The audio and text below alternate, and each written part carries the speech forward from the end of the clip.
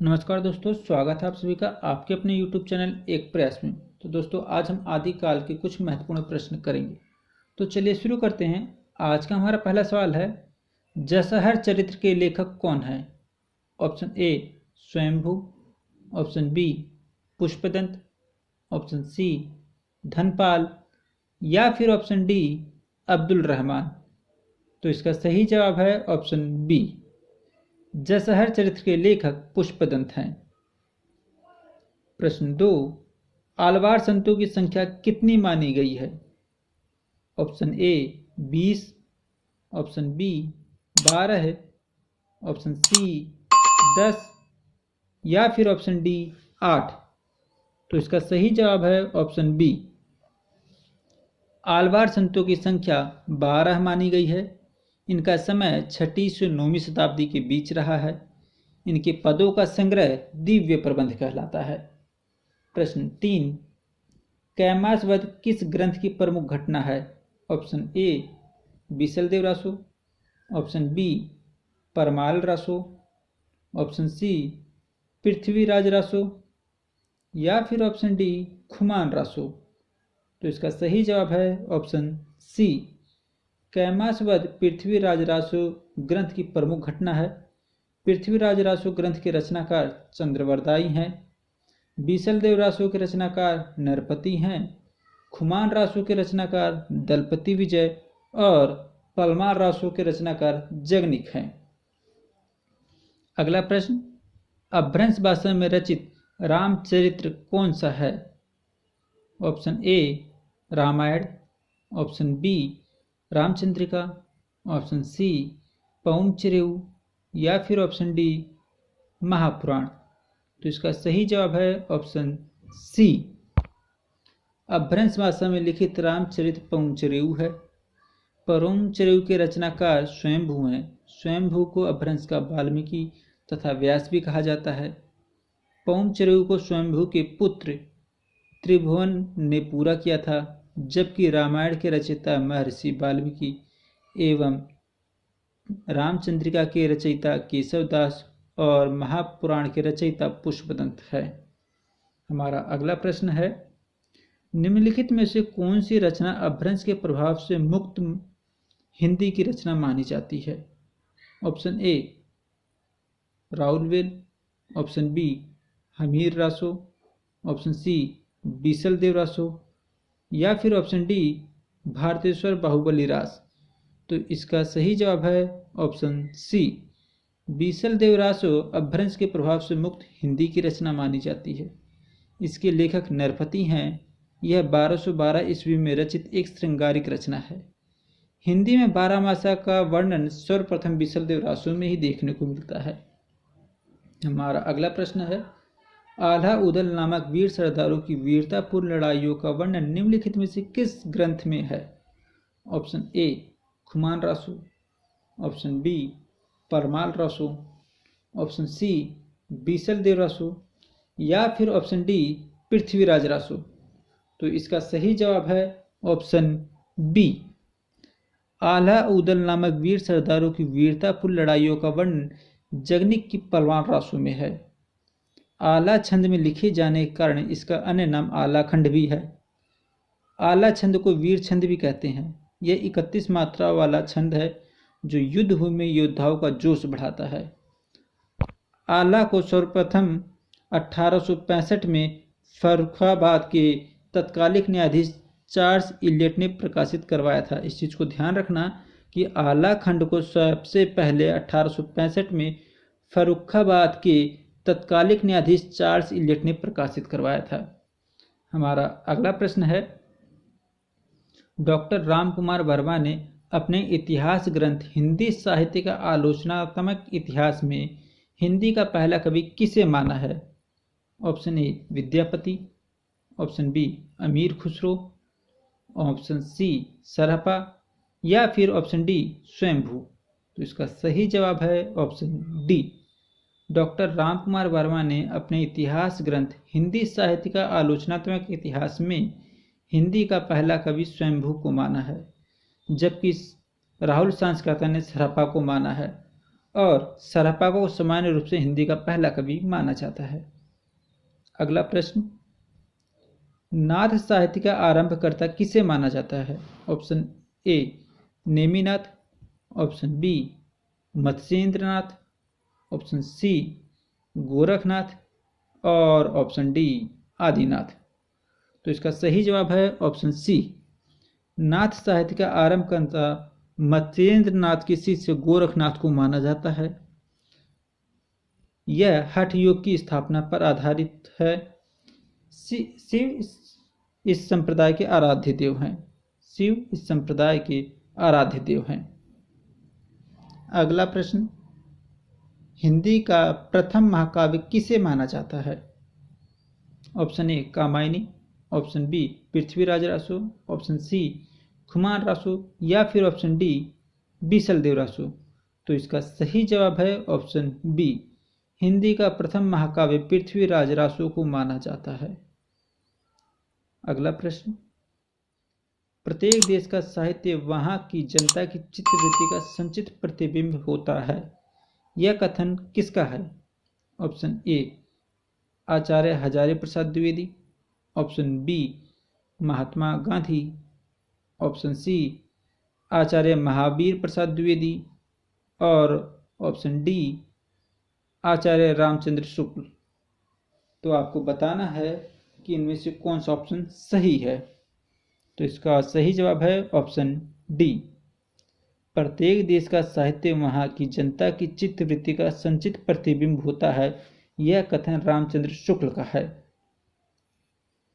अगला प्रश्न, आध्यात्मिक रंग के चश्मे आजकल बहुत सस्ते हो गए हैं।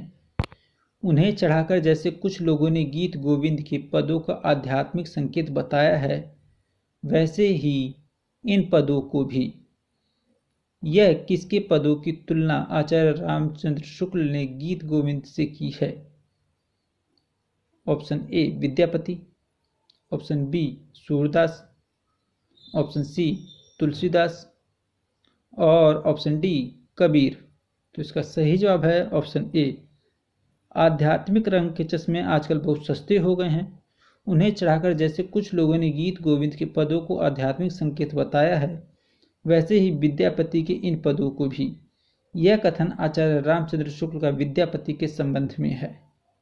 मतलब कि ये आचार्य रामचंद्र शुक्ल ने विद्यापति के बारे में कहा है। प्रश्न, देसिल बैना सब जन मिठा किस भाषा की काव्य पंक्ति है? आपको बताना है देसिल बैना सब जन मिठा किस भाषा की काव्य पंक्ति है। ऑप्शन ए सद्धुकड़ी, ऑप्शन बी पुरानी अपभ्रंश, ऑप्शन सी प्राकृत या फिर ऑप्शन डी देसी भाषा। तो इसका सही जवाब है ऑप्शन डी। देसिल बैना सब जन मिठा देसी भाषा मतलब कि मैथिली भाषा की पंक्ति है। अगला प्रश्न, गोरी सोवे सेज पर मुख पर डारे केस पंक्ति किसके द्वारा रचित है? Option A Ghananand, option B Vidyapati, option C Bihari या फिर ऑप्शन डी अमीर खुसरो। तो इसका सही जवाब है ऑप्शन डी। गोरी सोवे सेज पर मुख पर डारे केस अमीर खुसरो ने लिखा है। कई बार पेपरों में पूछ लेते हैं और ये क्वेश्चन DSSB में 2018 में आया था। गोरी सोवे सेज पर मुख पर डारे केस है। आदिकाल की किस कवि ने खड़ी बोली में रचना की है? Option A Narpati, option B Vidyapati, option C Chandvardai और ऑप्शन डी अमीर खुसरो। तो इसका सही जवाब है ऑप्शन डी। अमीर खुसरो आदिकाल के एकमात्र कवि हैं जिन्होंने खड़ी बोली में रचना की है। अमीर खुसरो का वास्तविक नाम अबुल हसन था। ये निजामुद्दीन औलिया के शिष्य थे। अमीर खुसरो खड़ी बोली के आदि कवि कहे जाते हैं। इनकी प्रमुख रचनाएं हैं खलिकबारी, पहेलियाँ, मुकरियाँ, दो सुखीन, गजल इत्यादि। हमारा अगला प्रश्न है, पृथ्वीराज रासो के रचयिता कौन है? Option A Jagnik, option B Dalpati Vijay, option C Narpati Nalha है और ऑप्शन डी चंद्रवरदाई। तो इसका सही जवाब है ऑप्शन डी। पृथ्वीराज रासु के रचयिता चंद्रवरदाई हैं। रामचंद्र शुक्ल के अनुसार चंद्रवरदाई हिंदी के प्रथम महाकवि माने जाते हैं और इनका पृथ्वीराज रासु हिंदी का प्रथम महाकाव्य माना जाता है। पृथ्वीराज रासु 69 अध्यायों में विभक्त तथा 68 छंदों से युक्त महाकाव्य है। चंद्रवरदाई को 56 छंद का विशेषज्ञ माना जाता है। चंद्रवरदाई को 56 छंद का विशेषज्ञ माना जाता है। हमारा अगला प्रश्न है, विद्यापति किसके दरबारी कवि थे? ये DSSB में आया था 2018 में। विद्यापति किसके दरबारी कवि थे? Option A Shri Singh, option B Kirti Singh, option C Jay Singh और ऑप्शन डी माधो सिंह। तो इसका सही जवाब है ऑप्शन बी। विद्यापति तिरहुत के राजा शिव सिंह और कीर्ति सिंह के दरबारी कवि थे। ये प्रमुख आदिकालीन कवि हैं। इनके गुरु का नाम पंडित हरि मिश्र था। ये बिहार के दरभंगा जिले के विपसी नामक गांव के निवासी थे। इनकी प्रमुख रचनाएं कीर्तिलता, कीर्ति पताका, सेव सर्वस्व सार, गंगा वाक्यवली, भूख परिक्रमा, पुरुष परीक्षा, पदावली। पदावली मैथिली भाषा में रचित है तथा यह विद्यापति की प्रसिद्धि का कारण है। बच्चन सिंह ने विद्यापति को जातीय कवि कहा है। हमारा अगला प्रश्न है, कौन सिद्धों तथा नाथों की सूची में उभयनिष्ठ है? आपको बताना है इनमें से कौन ऐसा है जो सिद्धों और नाथों की सूची में उभयनिष्ठ है। Option A Sarahpad, option B Charparinath, option C Matsyendranath और ऑप्शन डी कन्हैया। तो इसका सही जवाब है ऑप्शन ए। सरहपाद सिद्धों तथा नाथों की सूची में उभयनिष्ठ हैं। सरहपाद को हिंदी का प्रथम महाकवि माना जाता है। सरहपाद मतलब सरहपा। इन्हें सरोजवज, राहुलभद्र आदि नामों से भी जाना जाता है। सरहपा भी कहा जाता है। सिद्धों में सबसे पुराने सरहपाद हैं। इनके लिखे 32 ग्रंथ बताए जाते हैं, जिनमें दोहा कोश प्रसिद्ध है। हमारा अगला प्रश्न है, आलयखंड नाम से प्रसिद्ध रचना कौन सी है? Option A Khuman Raso, option B Bisal Dev Raso, option C Parmal Raso और ऑप्शन डी हमीर रासो। तो इसका सही जवाब है ऑप्शन सी। आलयखंड नाम से प्रसिद्ध रचना परमाल रासो है। परमाल रासो के लेखक जगनिक है। परमाल रासो आल्हा उदल नामक 2 सरदार की वीरता का वर्णन है। आलयखंड को सर्वप्रथम सन 1865 में फर्रुखाबाद के तत्कालीन न्यायाधीश चार्ल्स इलियट ने प्रकाशित करवाया था। ये अभी थोड़ी देर पहले भी मैंने बताया है, इसको दोबारा से रिपीट कर रहा हूँ ताकि आपको याद रहे, नोट करते जाए साथ साथ। हमारा अगला प्रश्न है, 12 बरिस लो कुकुर जिए अरु 16 लो जिए सियार किसकी पंक्तियां हैं? आपको बताना है कि 12 बरस लो कुकुर जिए अरु 16 लो जिए सियार किसकी पंक्तियां हैं? तो इसका ऑप्शन ए भिखारी दास, ऑप्शन बी मूलक दास, ऑप्शन सी जगनिक और ऑप्शन डी नागरी दास। तो इसका सही जवाब है ऑप्शन सी। 12 बरस लो कुकुर जिए और 16 लो जिए सियार जगनिक की रचना पंक्ति है ये। अगला प्रश्न, किस कवि को मैथिल कोकिल कहा गया है? आपको बताना है इनमें से किस कवि को मैथिल कोकिल कहा गया है। Option A Vidyapati, option B Abdul Rahman, option C Gorakhnath और ऑप्शन डी सबरपा। तो इसका सही जवाब है ऑप्शन ए। विद्यापति को मैथिल कोकिल कहा गया है। बच्चन सिंह ने विद्यापति को जातीय कवि कहा है और हजारी प्रसाद द्विवेदी ने श्रृंगार रस के सिद्ध वाक्य कवि कहा है। अब्दुल रहमान ने देसी भाषा में पहला रास ग्रंथ संदेश रासक माना है। गोरखनाथ को नाथ साहित्य का आरंभकर्ता माना जाता है। सबरपा सरहपा के शिष्य थे। हमारा अगला प्रश्न है, चंद्रबरदाई किस राजा के दरबारी कवि थे? Option A Prithviraj Chauhan, option B Raja Jai Singh, option सी खुमार राजा, या फिर ऑप्शन डी बीसलदेव। तो इसका सही जवाब है ऑप्शन ए, चंद्रबरदाई पृथ्वीराज चौहान के राज दरबारी कवि थे। अगला प्रश्न, नाथों की कुल संख्या कितनी मानी जाती है?